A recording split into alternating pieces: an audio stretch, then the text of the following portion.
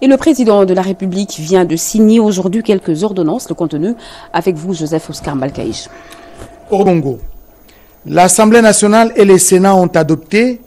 Le président de la République promulgue la loi dont la teneur suit. Article 1er. Est autorisé conformément à l'article 144, alinéa 5 de la Constitution pour une période de 15 jours prenant cours le 22 mai 2025 dans les provinces de l'Ituri et du Nord Kivu, la prorogation de l'état de siège proclamé par l'ordonnance numéro 21/015 du 3 mai 2021. Article 2. Sont abrogées toutes les dispositions antérieures contraires à la présente loi. Article 3. Enfin, la présente loi entre en vigueur à la date de sa promulgation faite à Kinshasa le 21 mai 2025. Félix Antoine Tshisekedi Tshilombo, pour copie certifiée conforme à l'original, le 21 mai 2025, le cabinet du président de la République, Anthony Kinzo Kamole, directeur de cabinet. Ordonnance numéro 25/216 du 21 mai 2025 portant prorogation de l'état de siège sur une partie du territoire de la République démocratique du Congo. Le président de la République, vu la Constitution telle que modifiée par la loi numéro 11/002 du 20 janvier 2011 portant révision de certains articles de la Constitution de la République démocratique du Congo du 18 février 2006, spécialement en ces articles 61, 69, 79, 85, 144, 145 et 156, alinéa 2, vu l'ordonnance numéro 24/039 du 28 mai 2024 portant nomination de vice-premier ministre, de ministres d'État, de ministres délégués et de vice-ministres, vu l'arrêt sous R. Const 1550 du 6 mai 2021 de la Cour constitutionnelle siégeant en appréciation de la constitutionnalité de l'ordonnance numéro 21/016 du 3 mai 2021 portant mesure d'application de l'état de siège sur une partie du territoire de la République démocratique du Congo. Vu la nécessité et l'urgence, les conseils des ministres entendus ordonnent. Article 1er. Est prorogé pour une période de 15 jours, prenant cours le 22 mai 2025, l'ordonnance numéro 21/015 du 3 mai 2021, telle que complétée à ce jour, portant proclamation de l'état de siège sur une partie du territoire de la République démocratique du Congo. Article 2. Sont abrogées toutes les dispositions antérieures contraires à la présente ordonnance.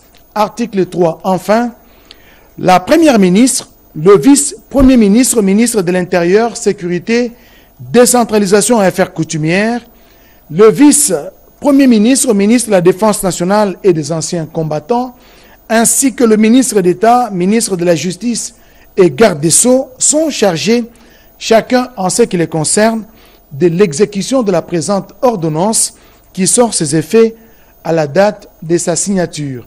Faite à Kinshasa le 21 mai 2025, Félix Antoine Tshisekedi Tshilombo, Judith Soumino Tuluka, première ministre, pour copie certifiée conforme à l'original le 21 mai 2025, le cabinet du président de la République, Anthony Kinzo Kamole, directeur de cabinet. L'émis dans le Tanganyika, c'est l'heure de vous informer. Voici les titres de ce journal. Kinshasa, Banana, dans le Congo central, par autoroute. Les documents sont signés entre le gouvernement et le groupe chinois Gozi Wose Technologies. Les études vont commencer pour le nouveau tracé. Les zones sinistrées de suite des récentes pluies à Kalemi, les sites des déplacés de guerre ont reçu la visite de la ministre des Affaires sociales, Action humanitaire et Solidarité nationale. Les victimes recevront une assistance humanitaire du gouvernement central.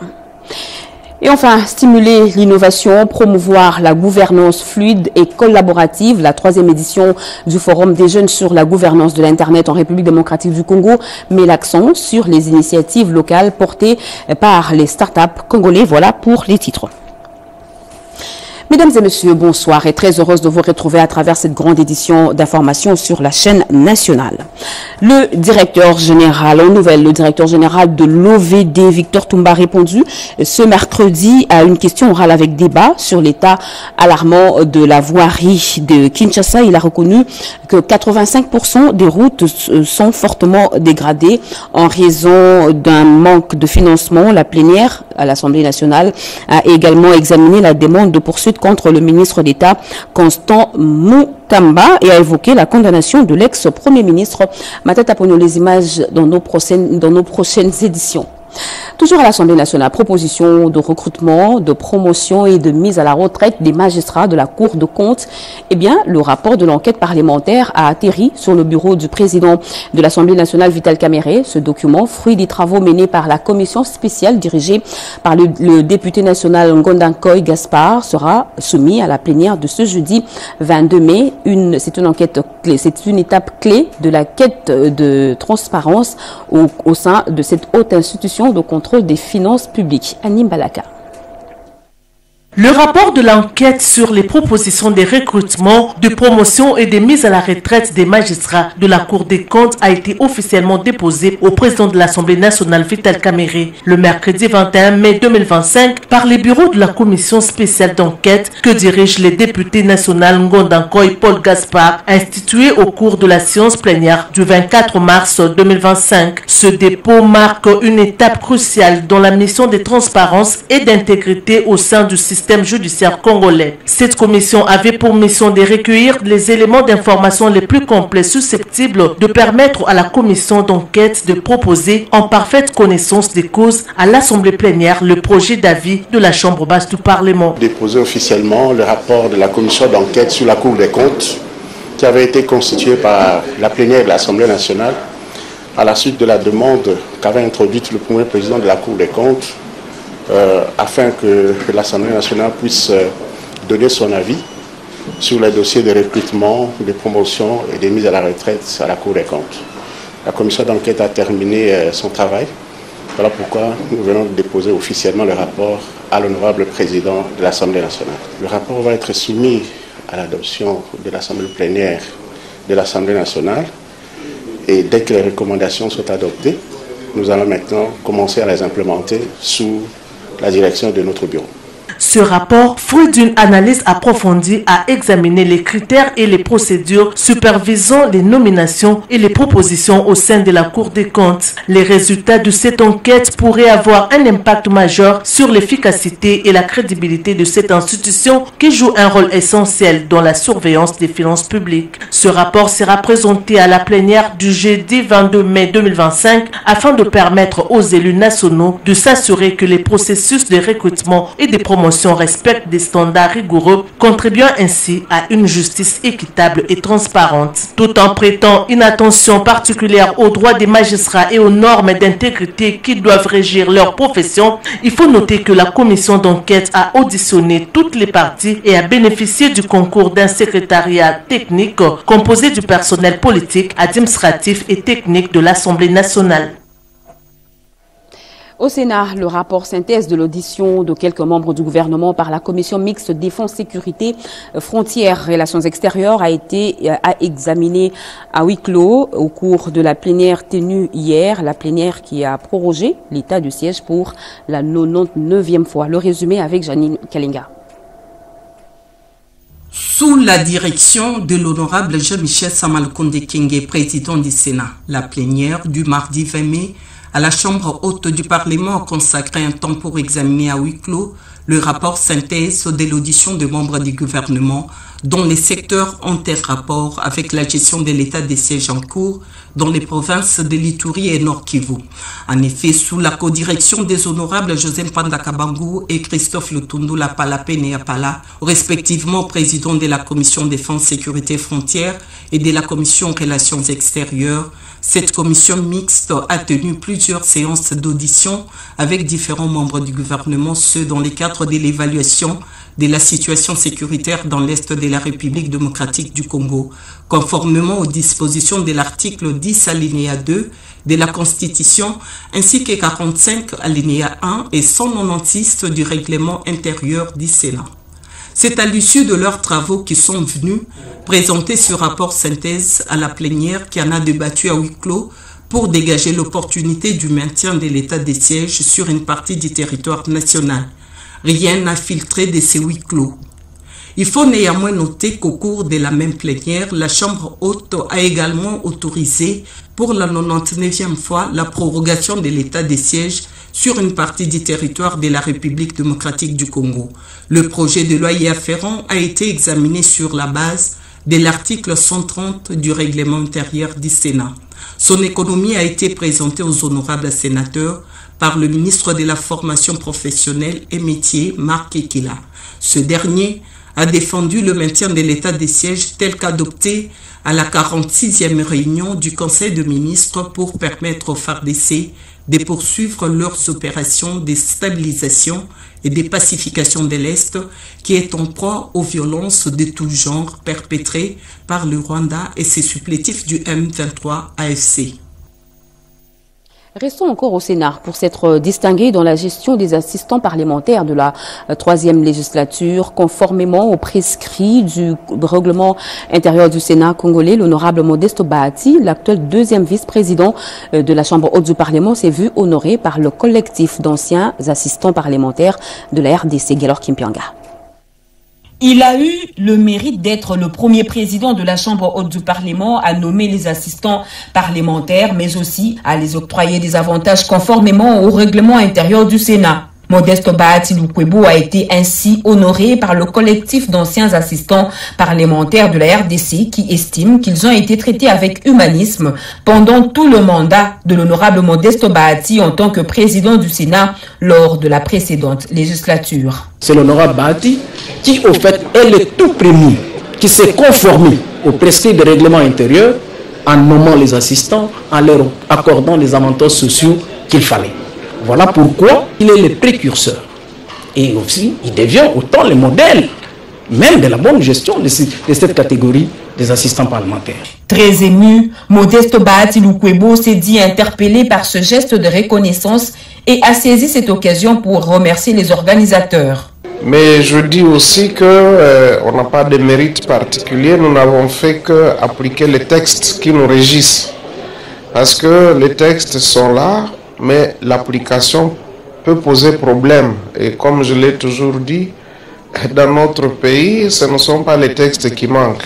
C'est plutôt, il faut veiller à la bonne application de ces textes. Et donc, lorsque j'ai pris mes fonctions comme président du Sénat, j'ai remarqué que dans le règlement intérieur, il était prévu qu'on puisse nommer des assistants parlementaires et qu'on puisse leur doter d'un statut et qu'ils puissent être éligibles à des avantages en tant que personnel du Parlement.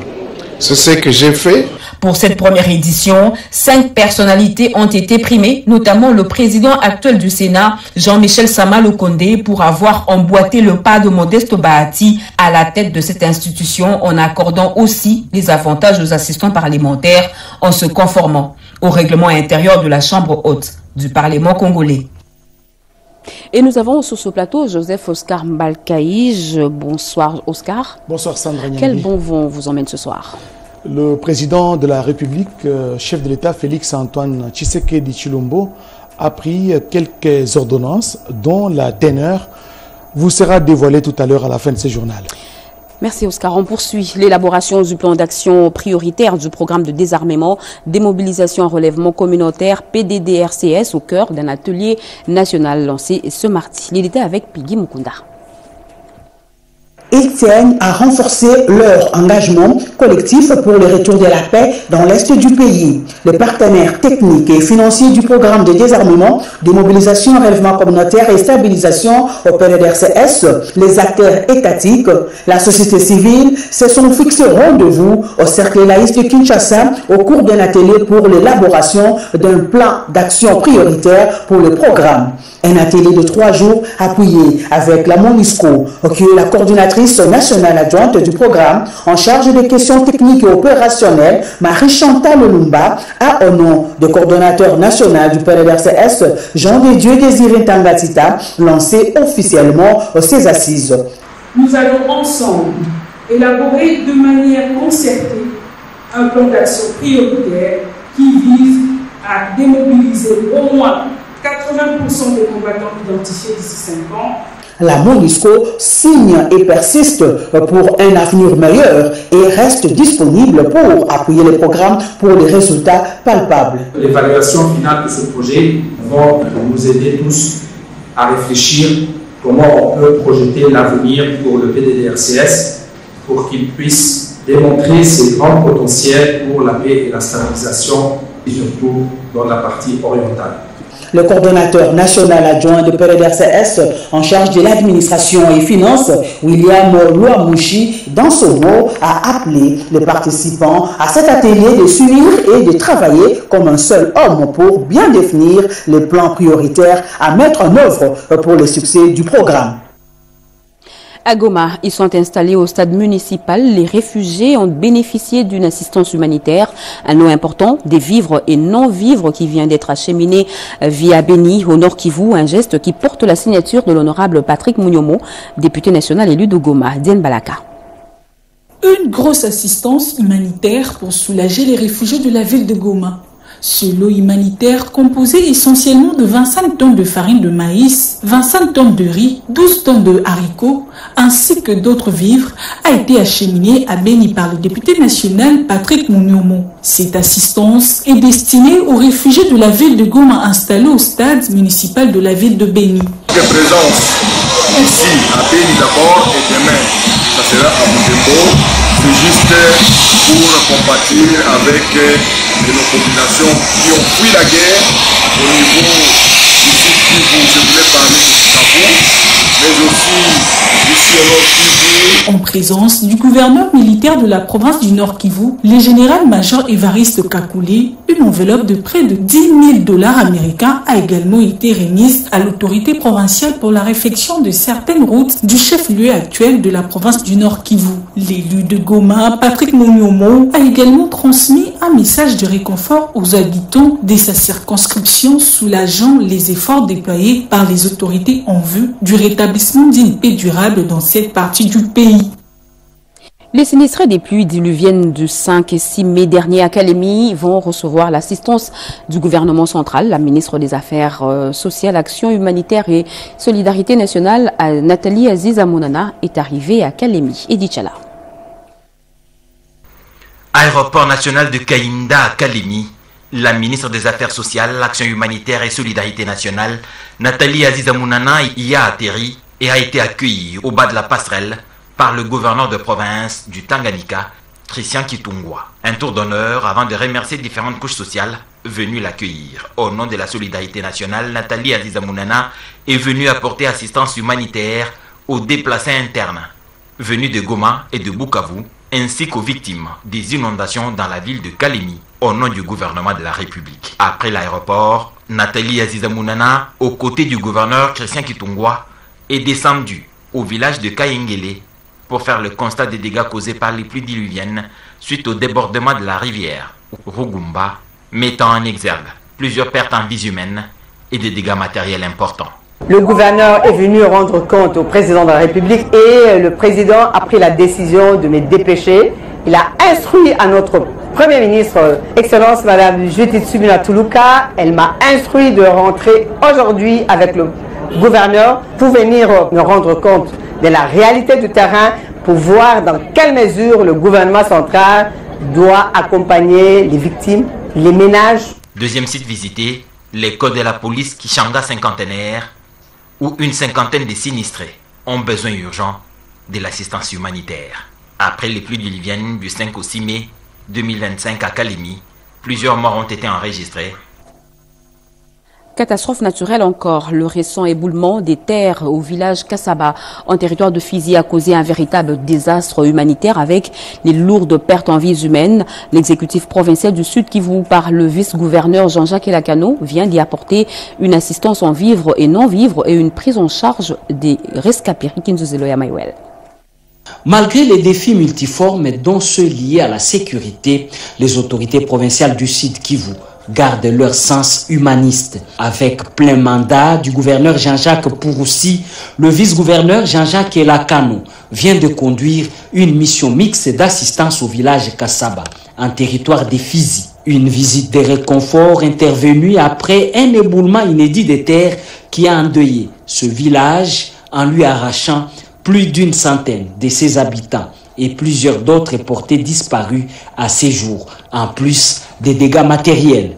Sur place, on y déplore une situation humanitaire dramatique. Nombreux de nos compatriotes sont restés sans abri, des enfants orphelins et des ménages livrés à leur triste sort, d'où l'intervention urgente de cette délégation interinstitutionnelle, avec un lot important de vivres et non-vivres, ainsi qu'une enveloppe consistante destinée à la prise en charge des rescapés. La nuit tombant et en bon père des familles, le vice-gouverneur du Sud Kivu, Jean-Jacques Elakano, a personnellement présidé la veillée mortuaire, une occasion de mener des consultations de proximité à bâton rompu, se chargeant parfois lui-même de maintenir le feu des camps. À l'aube, c'est l'évêque d'Ouvira, Monseigneur Sébastien Mouyengo, qui a présidé la messe écuménique pour la levée du deuil. C'était avec la participation du président de l'Assemblée provinciale du Sud Kivu, Feston Kabeza, qui a également effectué les déplacements de Kaseba, village qui aura son propre centre de santé, a annoncé le vice-gouverneur qui est allé s'incliner avec sa délégation à la tombe des victimes avant son retour à Ouvira.